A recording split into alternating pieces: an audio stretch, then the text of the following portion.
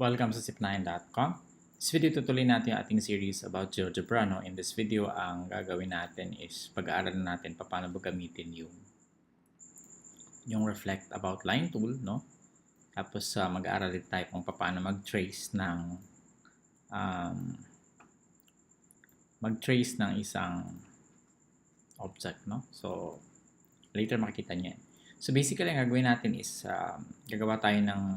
mag-graph tayo ng isang function. Tapos gagawa tayo ng line of reflection, which is the line y equals to x. Tapos i-reflect natin yung function na yun, no? O yung graph ng function na yun. So gusto kong piliin yung function is y equals e raised to x. No? So I think you're familiar with that function. Yan yung exponential function natin. And then, gusto ko rin i-type yung y equals x, yung ating reflection, ating line, no? Reflection line. No? And then, I'll create a point on the function y equals e raised to x. So, kiklik ko lang yung line, yung curve. Okay. Makikita nyo kung tama yung pagkakagawa nyo kasi kahit anong gawin nyo ay hindi lalabas yung point dun sa line. No? So, pag lumabas yan sa line, ibig sabihin mali yung pagkakagawa nyo. Pag lumabas sa curve, no? Sorry. So, gusto ko siyang gawin na point P. Rename na point P. Ay, nagkakaproblema yung akin kasi trackpad yung aking gamit. So, okay, maybe I should use a pen.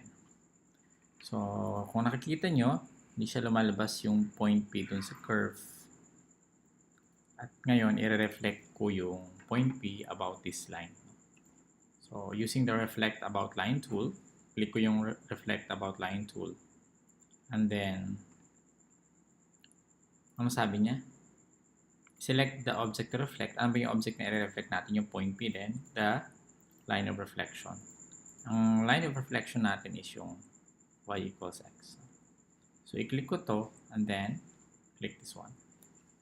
Okay? So, as you can see, yung P prime, yan yung ating point na reflected about this line. Point P, ang reflection niya ay point P prime. Siyempre, pag minove ko yung point P, mag-move din yung P prime, di ba? Okay, gusto ko maging red to. Lipat muna natin. Paano mag-change ng kulay nga ulit? Naalala nyo? So, right-click nyo lang yung point and then object properties. And then, sa color, siyempre, pili lang kayo doon sa color palette. Okay? Okay, so yan. And then, gusto ko siyang i-trace on. So, ang trace on, ang ginagawa niya is, naglalagay siya ng trace doon sa dinadaanan ng point. No? So, pag dinarag ko yan, makikita nyo, tinitrace niya yung path. No? Okay? Pwede natin. Pag dinarag nyo pala siya, nawawala yung trace. Okay? Medyo nagluloko kasi gamit ko trackpad. So, I think maganda tayo. Okay, so nakikita nyo, yan. Okay? So, familiar ba kayo sa ganitong concept? Yung point P, I think yung pinaka-observation nyo dito, kung tumitingin kayo dito, ang point P, pag nireflect mo about the line y equals x, nagkakapalit yung ano nila, di ba? Yung numbers, no? So, pag AB ang coordinates ng point P mo, pag nireflect mo siya about the line y equals x, nagiging BA, no? So, lumilipat yung mga number, nag-exchange yung coordinates, yung numbers na sa coordinates, no? No? And in fact, pag meron kang function, no? At nireflect mo, at pinagpalit mo lahat ng mga coordinates, you're actually getting the inverse of the function, no? And the inverse of the function graphically, ang interpretation nun is actually reflecting that function about the line y equals x, no? So, pag kinuha mo pala yung inverse function, ang graph pala nun ay ang reflection ng graph about the y of the line y equals x, no? So, ang function na yan, dito ang function na to, actually, ang function na to na dinadaanan ng p prime is y equals ln of x.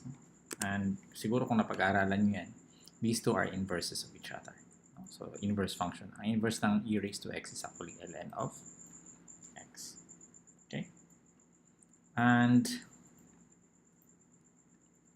I don't know kung napag-aaralan nyo yung relationship ng vertical line test. For example, palitan ko to function na to, y equals x squared.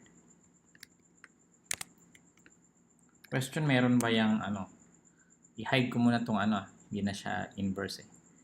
Ang y equals x squared ba meron siyang inverse function, no? Trace nga natin kung ano nangyayari. Ano napapansin nyo? May graph din siya, di ba? Ang tanong, meron ba siyang inverse? Meron siyang ganyan, pero the answer is no. Bakit? Kasi ito hindi na yung function, yung kulay red. Di ba? For a particular value, say 3, meron siyang dalawang y. Di ba? So, hindi siya, nagfe-fail siya doon sa definition of function that for every x, there is a particular y, no? So, ibig sabihin, graphically, nagfe-fail siya ng vertical line test, no? And, kung nag-aaral kayo ng inverse function, I think mako-connect din ninyo yung nag-lecture na ako about math, no? Mako-connect niyo yung horizontal line test sa vertical line test, no? Ang function na may nagfe-fail sa horizontal line test, pag tumama siya dun sa dalawang parts ng graph, pag gumawa ka ng horizontal line, walang inverse function yon. Kasi pag in-inverse mo yun, ibig sabihin tatama yung vertical line sa dalawang points or sa at least 2 points. So, hindi na siya function. So, ang inverse function ay yung mga 1-to-1 lang, no? Doon mo lang makukuha. Ang mga 1-to-1 lang, yun lang yung may mga inverse functions. Okay? Okay, nag-lecture na ako ng math, but I think maganda to kasi dito sa GeoGebra, pwede nyo i-discuss yung mga ganyang klaseng topics, no? By the way, I'm talking to teachers. And of course, kung kayo estudyante, maganda rin na aralin yung mga sinabi ko. Okay, that's it. I hope meron ka natutunan sa video na to. Gusto ko yung invite sa zip9.com yung ating website, at kung kayo nanonood sa YouTube, invite ko rin kayo na mag-subscribe sa ating channel. See you in the next tutorial.